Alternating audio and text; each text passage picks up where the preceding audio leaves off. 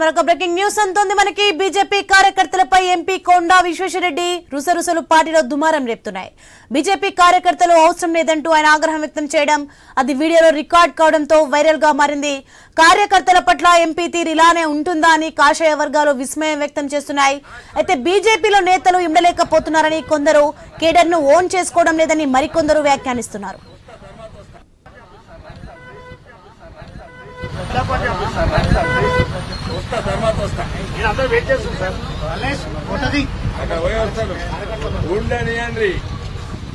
Senior Reddy రమ్మను, ఇక్కడ రమ్మను, రమ్మంటే వస్తాను.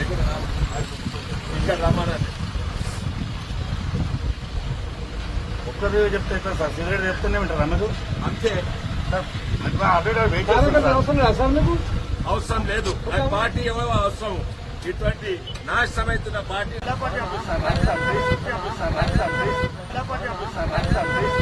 వస్తా, తర్వాత వస్తా.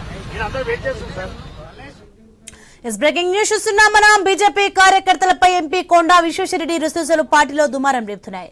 బీజేపీ కార్యకర్తలు అవసరం లేదంటూ ఆయన ఆగ్రహం వ్యక్తం చేయడం, అది వీడియోలో రికార్డ్ కావడంతో వైరల్ గా మారింది. రైట్, ఇది అంశానికి సంబంధించి మరింత సమాచారం మా ఇన్పుట్ శ్రీకాంత్ లైవ్ లో అందించే సిద్ధంగా ఉన్నారు. శ్రీకాంత్, చెప్పండి, బీజేపీ కార్యకర్తలపై ఎంపీ కొండా విశ్వేశ్వరరెడ్డి రుసరుసలు పార్టీలో దుమారం రేపుతున్నట్లుగా చూస్తున్నాం. దీనికి సంబంధించిన డీటెయిల్స్ ఏంటి? Sonia, good afternoon. So Bharatiya Janata పార్టీలో ఈ మధ్య కాలంలో ఒకరి తర్వాత ఒకరు నిరసన గళం వినిపిస్తున్నారు. బహిరంగంగానే వాళ్ళ ఏదైతే కొంత అసహనం ఉందో ఆ అసహనాన్ని బయట పెట్టేస్తున్నారు. సో మనం చూస్తున్నాం, ఎప్పుడైతే రామచంద్రరావు అధ్యక్ష ఎన్నిక జరిగిందో అప్పటి నుంచి కూడా భారతీయ జనతా పార్టీలో ఒక రకమైనటువంటి నిరాశ నైరాశ్యం కనిపిస్తూనే ఉంది. ఒకవైపు స్థానిక సంస్థల ఎన్నికలు ఉన్నాయి, తెలంగాణలో గ్రామ పంచాయతీ ఎన్నికలు ఉన్నాయి, మరోవైపు హైదరాబాద్ లో జిహెచ్ఎంసీ ఎన్నికలు కూడా రాబోతున్నాయి. ఇట్లాంటి నేపథ్యంలో తెలంగాణలో 2023 ఎన్నికల్లో 8 మంది అసెంబ్లీకి, 8 మందిని లోక్సభకు పంపించినటువంటి పరిస్థితుల్లో భారతీయ జనతా పార్టీ గ్రాఫ్ తెలంగాణలో పెరుగుతుంది అనుకున్నటువంటి క్రమంలో రామచంద్రరావు అధ్యక్ష ఎన్నిక తర్వాత చాలా నిరసన గళాలు కొంత వినిపిస్తున్నాయి. అంటే ఇప్పటికే చాలా మంది దూరంగా ఉంటున్నారు, పార్టీ అధిష్టానానికి దూరంగా ఉంటున్నారు, భారతీయ జనతా పార్టీ కార్యాలయానికి కూడా దూరంగా ఉంటున్నారు. ఇట్లాంటి నేపథ్యంలో అటు ఎంపీ రఘునందన్ రావు కూడా అట్లాంటి వ్యవహార శైలి కనిపిస్తోంది. మరోవర్ ఇటు రాకేష్ రెడ్డి వ్యవహార శైలి కూడా కొంత అట్లాగే కనిపిస్తోంది. అటు మిగతా గెలిచినటువంటి డికే అరుణ కూడా కొంత నిరాశ వ్యక్తం చేస్తున్నట్టుగా కొన్ని వార్తలు వినిపిస్తున్నాయి.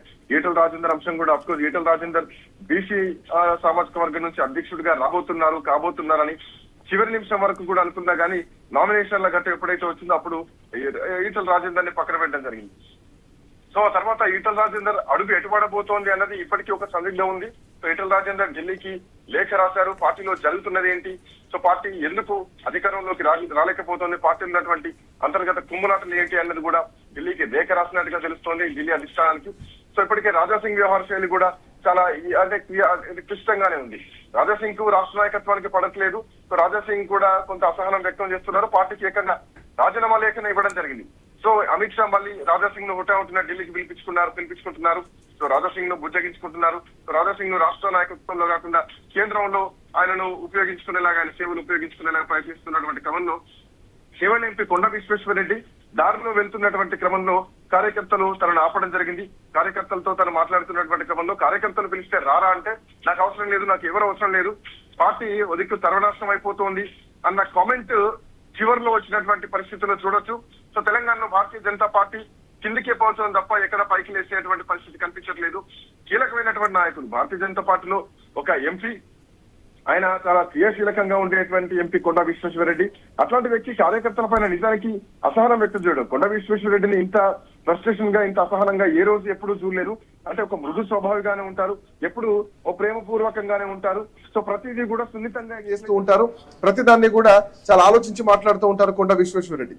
అట్లాంటి కొండా విశ్వేశ్వరరెడ్డి కార్యకర్తలతో చాలా ప్రేమగా ఉంటారు. సో అట్లాంటి వ్యక్తి ఈ రోజు కార్యకర్తలు అంటే మీరు లెక్కలేదా, కార్యకర్తలు పిలిస్తే మీరు రారా అని అక్కడ ఒక సగటు కార్యకర్త అడిగితే దానికి కొండా విశ్వేశ్వరరెడ్డి తన మెడలో ఉన్నటువంటి శాలువాను తీసి శ్రీధర్ రెడ్డి పిలిస్తే వస్తా, మీరు పిలిస్తే నేను రాను అని చెప్పేసి నా కార్యకర్తలు అవసరమే లేదని చెప్పేసి బల్లగుద్ది చెప్పారు. సో ఇది ఇప్పుడు రాష్ట్ర వ్యాప్తంగా కూడా సంచలనంగా మారింది. ఇది ఒక కొండా విశ్వేశ్వరరెడ్డి వరకే చూడాలా, తెలంగాణలో ఉన్నటువంటి ప్రతి బీజేపీ నాయకుడు, బీజేపీ ఎంపీలు, ఎమ్మెల్యేలు అట్లాగే చూడాలా. కామారెడ్డిలో గెలిచినటువంటి వెంకటరెడ్డి కూడా ఈ రోజు మౌనంగానే ఉన్నారు. ఎక్కడ కూడా పార్టీ కార్యక్రమాలకు పెద్దగా హాజరైనట్టు కనిపించట్లేదు. సో ఇట్లాంటి కీలకమైనటువంటి నాయకత్వం కూడా భారతీయ జనతా పార్టీలో అసంతృప్తి వ్యక్తం చేస్తున్నారా? కొండ విశ్వేశ్వరరెడ్డి కామెంట్స్ నిజంగా చాలా సంచలనంగా మారే భారతీయ జనతా పార్టీ తెలంగాణ రాష్ట్రంలో. సో ఈ కామెంట్స్ తర్వాత పరిణామాలు ఎట్లా ఉండబోతున్నాయి? ఓవైపు స్థానిక సంస్థల ఎన్నికలు రాబోతున్నాయి. అధ్యక్ష ఎంపిక జరగాలని గత 2 సంవత్సరాలు జరుగుతోంది. ఈటల రాజేంద్రకు వస్తుంది, లేదంటే ధర్మపురి అరవింద్కి వస్తుంది, లేదంటే అటు డీకే అరుణ కానీ, లేదంటే రఘునందన్ రావు కానీ, ఇటు బండి సంజయ్ కానీ కీలకమైనటువంటి అగ్రనాయకత్వం మొత్తం కూడా పోటీ పడ్డారు, వస్తుందనుకున్నారు. కానీ అనూహ్యంగా రామచంద్రరావు పేరు తెరపైకి రావడం, సో ఇది కిషన్ రెడ్డి వ్యక్తి కాబట్టి, కిషన్ రెడ్డి నీడలా ఉండాలి కాబట్టి స్టేట్ కమిటీ నిర్ణయించినటువంటి స్టాంప్గా దీన్ని గతంలోనే రాజాసింగ్ చెప్పడం జరిగింది. ఆయన అనుకున్నట్టుగానే ఆయన అన్న మాటల ప్రకారంగానే జరిగింది. సో సెంట్రల్ నాయకత్వం ఇప్పుడు దీనిపైన ఎట్లా రెస్పాండ్ కాబోతోంది? సో భారతీయ జనతా పార్టీని ఎట్లా గాడిలో పెట్టబోతోంది? కొండ విశ్వేశ్వరరెడ్డి కామెంట్స్ ని ప్రత్యేకంగా తన వరకే చూడాలా? తన వరకే చూస్తే కనుక ఆయన కార్యవర్గం మొత్తం కూడా ఆయన వదిలి వెళ్ళిపోతుందా? సో కొండ విశ్వేశ్వరరెడ్డి నెక్స్ట్ అడుగులు ఎట్లా పడబోతున్నాయి? సో భారతీయ జనతా పార్టీలో అంతర్గతంగా కొంత ముసలం కనిపిస్తోందా? పార్టీయే నాశనం అవుతోంది అన్న మాటలు కొండ విశ్వేశ్వరరెడ్డి దగ్గర నుంచి చివరిలో వినిపించే ఆ 30 సెకండ్స్ వీడియోలో. సో దీని తర్వాత భారతీయ జనతా పార్టీ ఎట్లా రెస్పాండ్ కాబోతుంది? సో భారతీయ జనతా పార్టీ కార్యకర్తలు మొత్తం కూడా అధ్యక్ష ఎన్నిక తర్వాత ఇదే వ్యవహార శైలిలో కనిపిస్తున్నారనేది మాత్రం కనిపిస్తుంది. బట్ ఏదేమైనా కానీ బీజేపీ చాలా ప్రశ్నలు బీజేపీకి కనిపిస్తున్నాయి. బట్ సమాధానాలు మాత్రం ఎక్కడ కనిపించట్లేదు. సో ఆ ప్రశ్నలు కూడా ప్రజల్లోంచే కాదు, ప్రజా పాలకుల్లోంచే, ఆ ప్రజా ప్రతినిధుల నుంచే ఈ రోజు ఆ ప్రశ్నలు కనిపిస్తున్నాయి. సో దీన్ని బీజేపీ ఎట్లా సమర్థించుకుంటుందో చూడాల్సి ఉంది.